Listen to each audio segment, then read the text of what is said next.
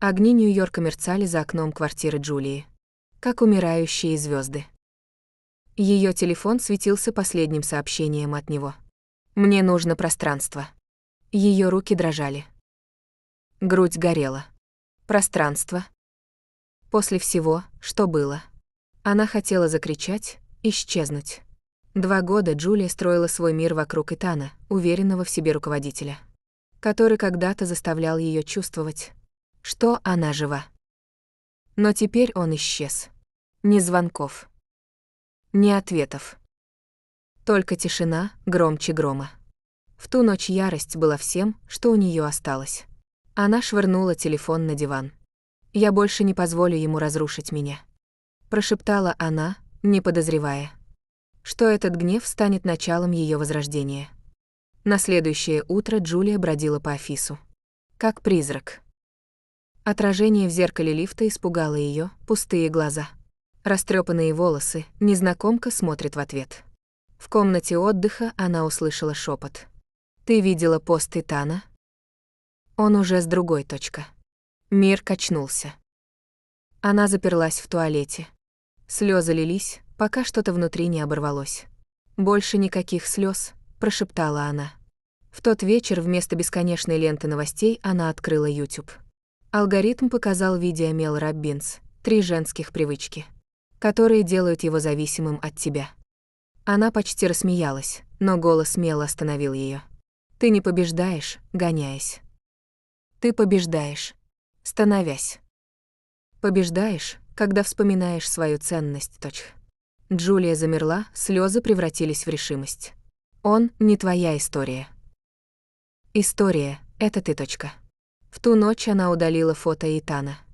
Заглушила его профиль и написала на новой странице «Операция Возрождение». Прошли недели, и Джулия тихо изменилась. Она перестала ждать сообщений. Начала гулять на рассвете, правильно питаться. Снова улыбаться ради себя. На работе ее идеи засияли. «Ты изменилась, Джулия», — сказал начальник. «Ты светишься. Ее вечеры стали священными, тишина, молитва, дисциплина и личная мантра. «Я отпускаю то, что мне больше не служит. Я притягиваю то, что делает меня сильнее. Боль стала топливом». Когда ее спрашивали, как ей удается оставаться такой спокойной, она улыбалась. «Я просто перестала стараться быть запомненной тем, кто уже забыл обо мне. Через 2 месяца она встретила Итана в холле компании. Он выглядел меньше, неувереннее. «Джулия, ты выглядишь, иначе. Люди меняются», — ответила она. Он замялся. «Мы можем как-нибудь поговорить?» Старая Джулия бы растаяла. Новая лишь спокойно улыбнулась, свободная. «Уверена, у тебя есть о чем поговорить», — сказала она и ушла. В ту ночь те же огни города, которые когда-то казались насмешкой, теперь сияли как благословение. Под надписью «Операция Возрождение» она добавила: «История продолжается, но теперь автор я». Она поняла, исцеление не бывает громким. Это тишина, в которой ты снова встречаешь саму себя. Итан был главой, но не концом. Величайшая месть — это не месть. Это мир. Спустя месяцы Джулия запустила проект Light Air Gen, ручные свечи для тех, кто отказывается оставаться сломленным.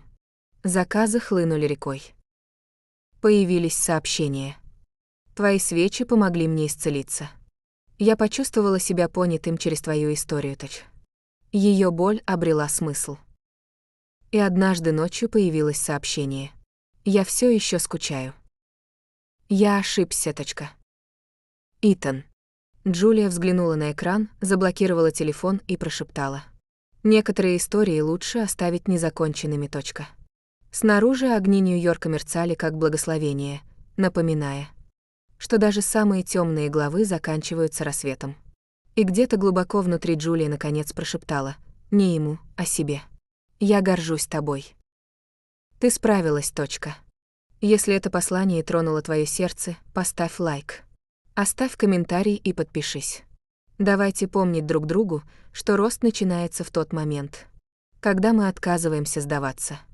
Ты не один, ты часть NPSA.